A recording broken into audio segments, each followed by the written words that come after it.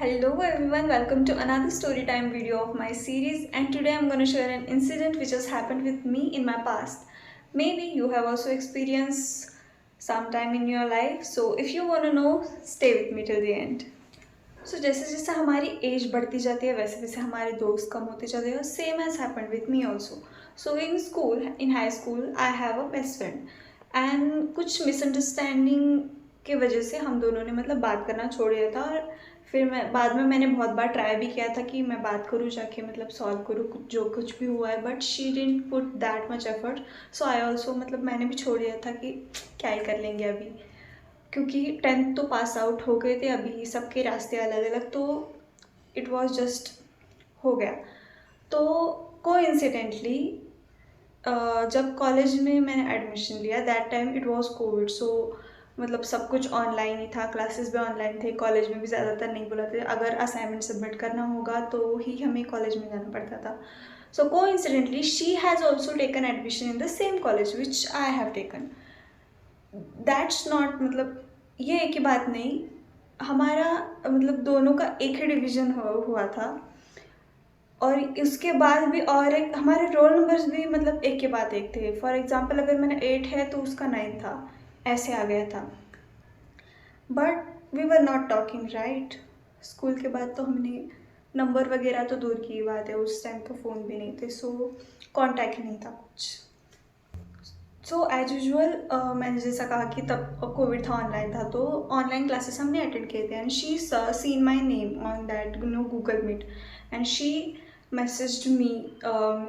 She has taken the number from college group and she messaged me saying that I have also taken admission in same college etc etc. And we started talking and I also said मतलब हाँ, अगर बात वो खुद से बात कर रही है तो मैं तो क्या ही करूँ. तो मैंने फिर से मतलब जाने दो, छोड़ो जो कुछ हुआ, तो मैंने स्टार्ट कर दी बात. और हमने मतलब आफ्टर कोविड भी हम कॉलेज में साथ ही थे. हमने मतलब जो जो चीज़ें की है हमने साथ में की है, हमने पढ़ाई भी साथ में की है, हमने जो कुछ 2-3 क्लासेस बंक किए थे वो भी हमने साथ किए थे.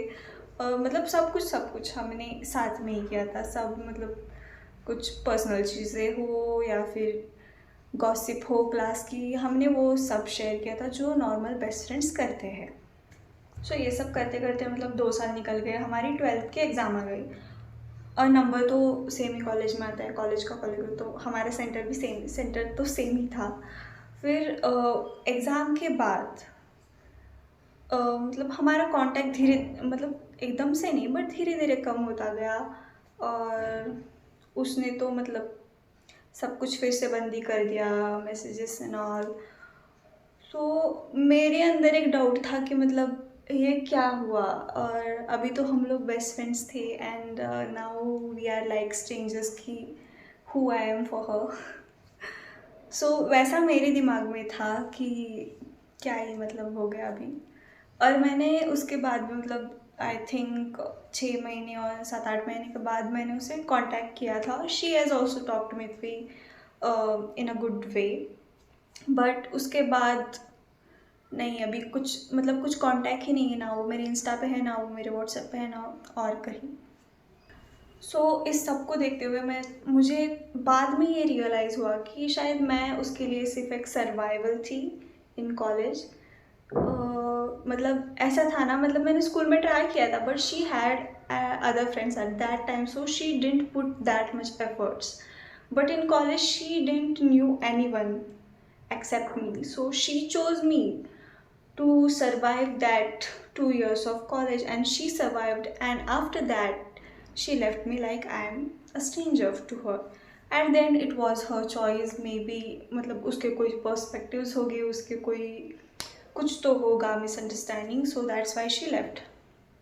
मतलब मेरा कुछ उस पर ग्रजेस वगैरह नहीं है मेरे उस बारे में. बट एक होता है ना, सो ये बताने का मेरा एक ही पॉइंट है कि सब रिश्ते आपके अच्छे के लिए ही नहीं होते, परमानेंट नहीं होते. कुछ रिश्ते सर्वाइवल के लिए या फिर आप पे वो इमोशनली और मतलब इन एनी वे वो आप पे सिर्फ डिपेंड होते हैं. आप मतलब उनका एक ज़रिया होते हो, ना कि उनकी ज़रूरत.